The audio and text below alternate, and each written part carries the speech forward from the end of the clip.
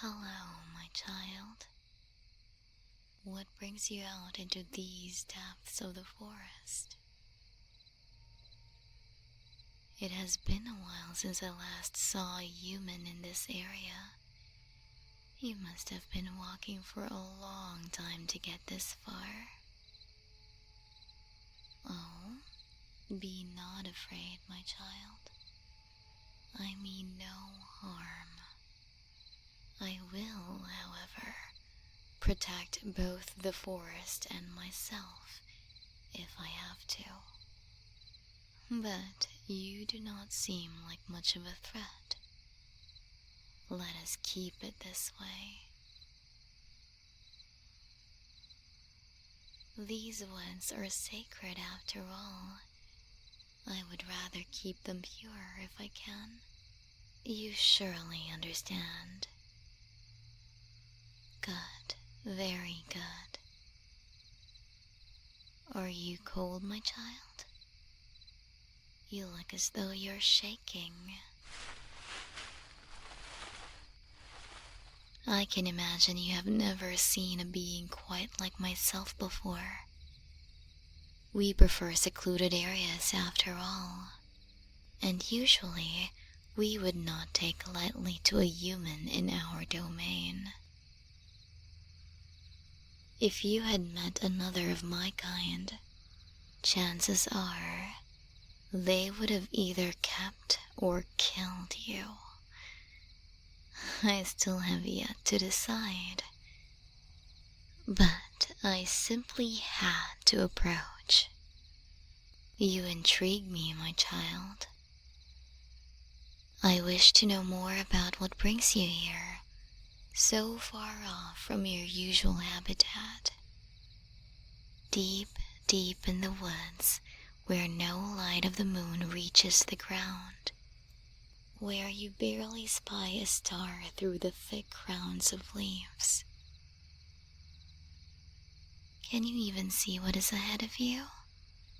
Or do you simply find yourself enveloped by darkness, with only the reflectiveness of my eyes gleaming at you? I wonder, how have none of the creatures and sounds scared you away yet? What is it that you seek as you move on ahead? Tell me, my child. Tell me what it is you are hoping to find. Well then, I will take your silence as a sign of fear, rather than disrespect. Or perhaps you do not know what you are searching for either.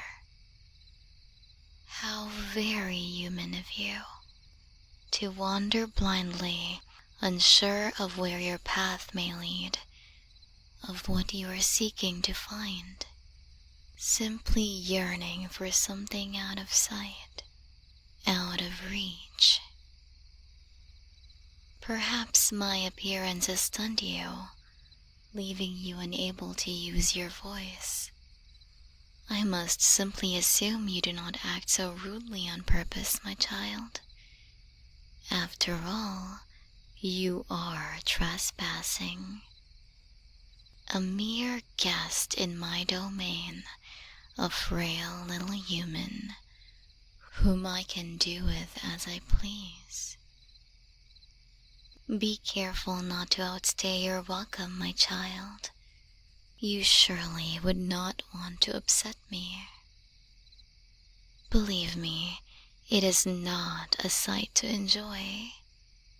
Wrath is quite easily sparked within beings as myself, and it never ends well for the other party. You have surely heard stories of fearsome forest spirits, cunning fae, of cruel gods. All stories have an origin, a hint of truth within them, as fantastical as they may be. Mayhaps you have heard of humans disappearing, never to be seen again. or being found later in places they could not possibly have gotten to by themselves. Perhaps you have been told of strange occurrences deep within the forest. Unexplainable sightings, sudden outbursts of energy, or mysterious sounds. I believe you understand now, my child. A spirit, nor a god, is nothing to be messed with, nothing to be taken off lightly. Keep that in mind. After all, my kind has roamed these lands far before yours could even walk. Yet still, you humans love to act as though all lands belong to you. Look at you, so small, so insignificant. If there was any light around, you would quite literally stand in my shadow. And yet, you act as though you are the Almighty, as though you are the bright sun, bringing life to all creatures, as though you get to decide what thrives and what burns beneath you. You humans are foolish, fighting over what you believe to be the truth, over what you call power. You are nothing compared to us. You are the lion, believing it is king, whilst we are the forest, giving you life. I must say, you impress me, my child.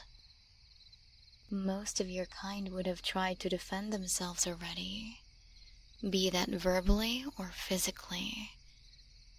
What a curious one you are, indeed. I can tell you to cling to my every word, as though you are actually listening to me. How peculiar. I must say, I am beginning to enjoy your silence.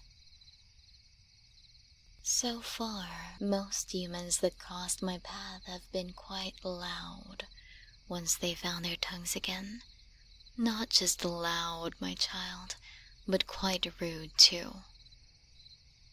I do not mind a simple talk, a pleasant conversation, but getting yelled at, getting insulted is not so much something I enjoy. I am sure you understand. You seem smart beneath your quiet facade. I can see a wisdom in your eyes that most humans lack. You might make for some nice company after all. Having to sit in silence for millennia, with only the forest speaking to you, can get quite ponderous, as meditative as it may be. Every now and again, it might be nice to have another to converse with on the physical plane. Whispers of the trees in ancient languages can get tiring, if they are the only things you hear. Most of my kind prefer solitude, but even then, one may miss the sound of another voice after a while. Humans are quite painful to be around, however. So unperceptive, insensitive, and frankly, so ignorant. But your aura is one of greater wisdom and insight than most others I have seen throughout my eternal life. Be it even for the briefest of blinks, compared to an immortal life, I do believe I will enjoy your company. I would ask you if you are willing to stay, but you do not have much of a say in this matter. Had I not approached, you may have aimlessly wandered these woods for days before you finally collapsed. And even now, your choices are to stay with me or to be killed, for I do not want word of me outside of this forest. You are mine now, but I promise I will take good care of you. Come now, my child. I shall find you some shelter and a comfortable place to rest. From what I remember, humans are mostly diurnal and prefer to sleep during nighttime. You look quite exhausted too. I can get you a nice meal to satisfy your hunger before I lay you to rest. The forest offers quite a lot of rich sources of nutrition. Surely I will be able to prepare you an appetizing dinner. No need to be shy now, my child. Allow me to guide you. I can light you a fire later if you wish, or I could simply warm you with my presence. Don't let this human form misguide you. I am a being of energy after all.